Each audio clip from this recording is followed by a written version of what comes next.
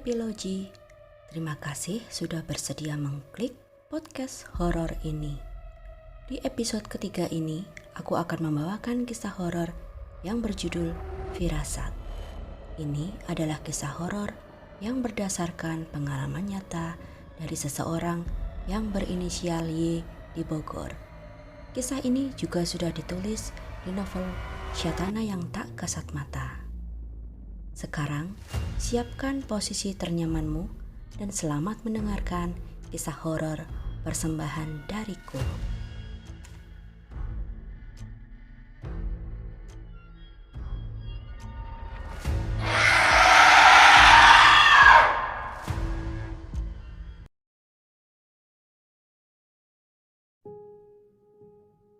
Aku dan seorang temanku yang bernama Vita mengontrak sebuah rumah yang berada di area pemukiman penduduk asli Purwakarta yang baik dan ramah.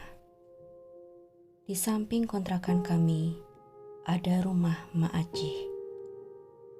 Anak Mak Acih satu-satunya, biasa aku panggil Teteh, memiliki 2 orang putra, yaitu Agung yang tinggal bersama Mak Acih dan Hendra yang kini sedang bekerja di Malaysia. Teteh bekerja di Pleret, jadi hanya pulang seminggu sekali. Teteh sangat periang dan membuat suasana jadi ramai. Setiap minggu aku ikut menunggu kedatangannya bersama Mak Acih dan Agung. Jadwal makan nasi liwet bersama mereka tak pernah aku lewatkan.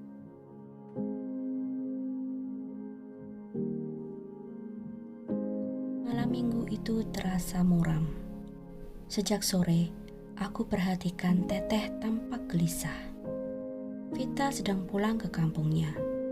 Mak Acih menawariku menginap di rumah beliau. Aku pun menerima tawaran beliau dengan senang hati karena ingin menghibur Teteh. Selepas Isya, kami hendak makan nasi liwet bersama. Teteh yang memasak, sedangkan aku mengobrol dengan Mak Acih di ruang tengah. Aku duduk di lantai di samping pintu masuk. Udara terasa panas dan pengap. Sepertinya nanti malam akan turun hujan. Mak Acih duduk di hadapanku, bersandar pada lemari kaca kuno sambil melipat pakaian. Kami berdua mengobrol apa saja.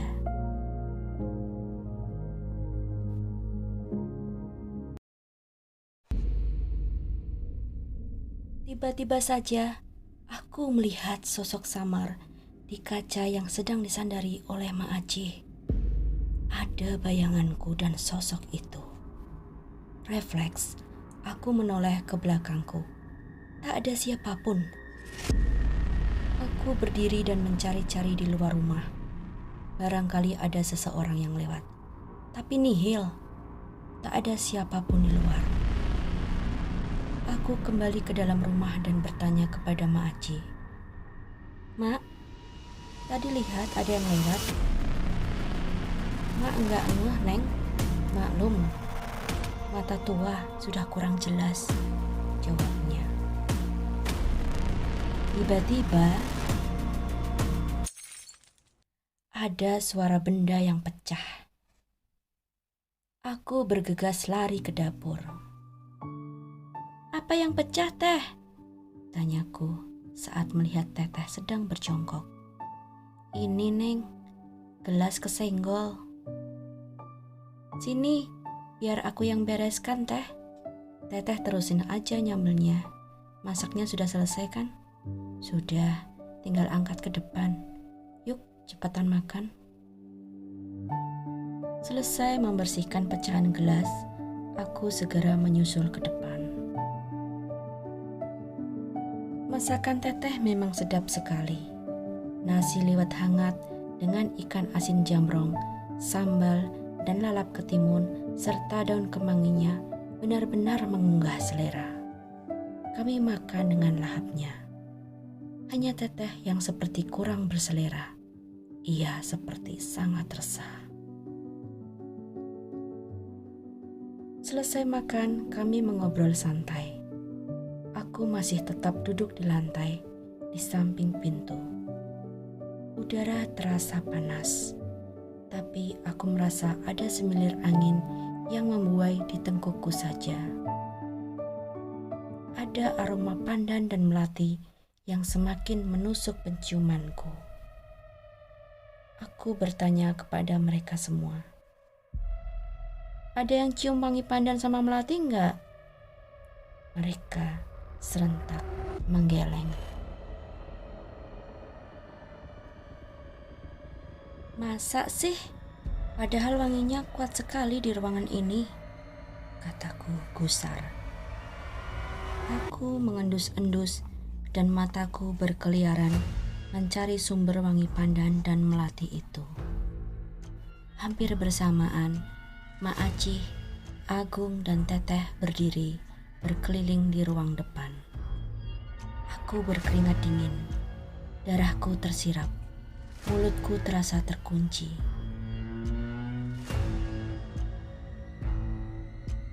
Dari pantulan kaca lemari kuno itu, aku melihat dengan jelas sosok pocong berlumur darah bersandar di pintu tepat di sampingku.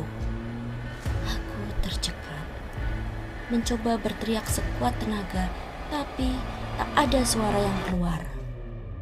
Aku terduduk lemas, menangis sesenggukan.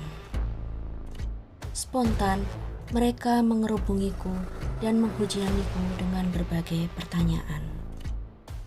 Agung memberiku segelas air putih, Teteh menenangkanku, Mak Acih melantunkan doa-doa. Setelah sedikit tenang, dengan terbata-bata, aku menceritakan apa yang aku lihat dan rasakan. Aku melihat Hendra berlumuran darah dan terbungkus kain kafan. Matanya mengeluarkan air mata dan menatapku dengan kesedihan mendalam. Hatiku pun merasakan kesedihan itu dan rasa nelangsa tanpa tahu sebabnya.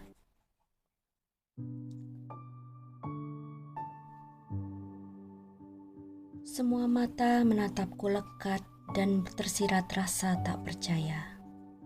Tapi tiba-tiba seorang tetangga Mak Acih datang membawa kabar duka. Hendra mengalami kecelakaan kerja di Malaysia. Kami semua terpukul mendengar kabar itu. Ternyata itu arti firasat yang aku terima. Jenazah Hendra dimakamkan di samping makam ayahnya. Sayangnya, aku tak bisa menghadiri prosesi pemakaman itu karena harus bekerja shift 1 dan lembur. Ada satu permintaan Mak Acih padaku, agar jangan sampai tetangga tahu firasat apa yang aku lihat sebelum kejadian itu. Mak Acih takut berkembang kabar yang macam-macam tentang cucunya. Aku bisa memahami maksud beliau.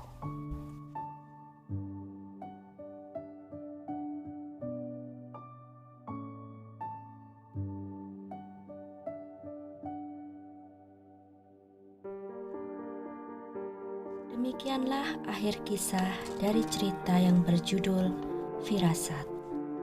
Apakah kalian suka ceritanya? Silakan tinggalkan komentar, like, share, and subscribe channel ini agar kalian mendapatkan notifikasi setiap kali aku mengupload cerita terbaru. Terima kasih.